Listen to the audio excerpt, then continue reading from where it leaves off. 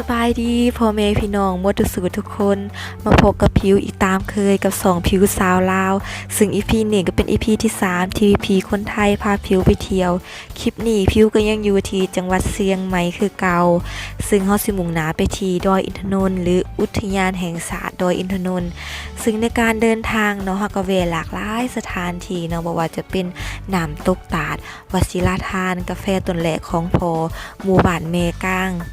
ซึ่งในคลิปนี้เนาะเฮาสินำเสนอความสวยสดงดงามและความเป็นเอกลักษณ์ของแต่ละบอนซึ่งสถานที่นี้เนาะก็แม่นน้ำตกตาดวัดศิลาทานเป็นน้ำตกที่มีขนาดใหญ่และก็มีน้ำตกลงมาจำนวนหลายเป็นน้ำตกที่มีความสวยสดงดงามหลายที่สุดอีกแห่งหนึ่งในประเทศไทยซึ่งน้ำตกนี้อยู่ในเขตของอุทยานแห่งชาติดอยอินทนนท์น้ำตกนี้เกิดจากลำห้วยเมกางมีต้นกำเนิดอยู่บนยอดดอยอินทนนท์น้ำตกมีหน้าผาสูง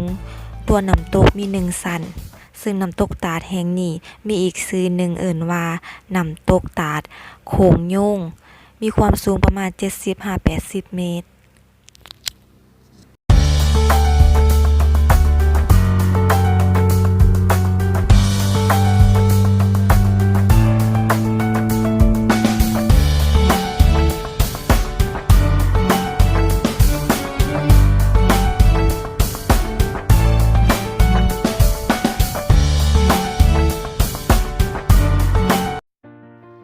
และสถานที่ที่2เนาะก็แม่นกาแฟต้นแรกของพอเนาะอยู่ภายในหมู่บ้านเมกางหลวงระหว่างขึ้นดอยอินทนนท์เป็นกาแฟของอ้ายสมศักดิ์มีทั้งกาแฟที่ขัวและกาแฟบดใหม่ๆให้เฮาได้ลองชิมพีซึ่งอ้ายเขาก็มีกาแฟเป็นถุงขายเนาะสำหรับกาแฟบดแม่นถุงหนึ่งละ100 บาทส่วนกาแฟเม็ดแม่นถุงละ200 บาทบรรยากาศของห้านเนาะก็แม่นเป็นบ้านธรรมดามีกองไผ่ต้มน้ำร้อนสำหรับส่งกาแฟให้ลูกค้า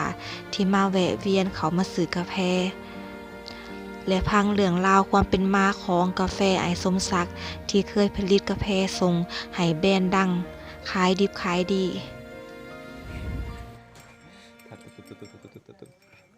ตัวผมถึง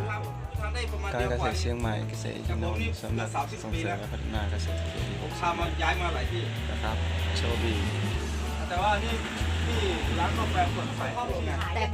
บุกขายอย่างเดียวกินไม่เป็น เก็บกาแฟดีอย่างนั้นน่ะส่งเข้าโรงงาน โรงงานซื้อ13 บาทแต่พ่อค้ามาซื้อที่นี่กิโล3 บาท5 บาท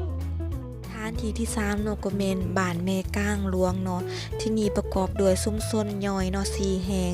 โดยมีจำนวนครัวเรือนแม่นประมาณ60-80ครัวเรือน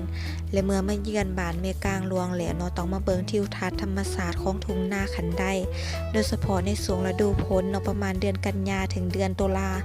อยู่นี่สีทุ่งนาเนาะสิเป็นสีเขียวงามเนาะแล้วมีหมอก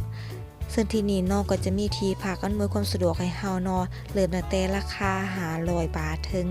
1,200 บาทเลย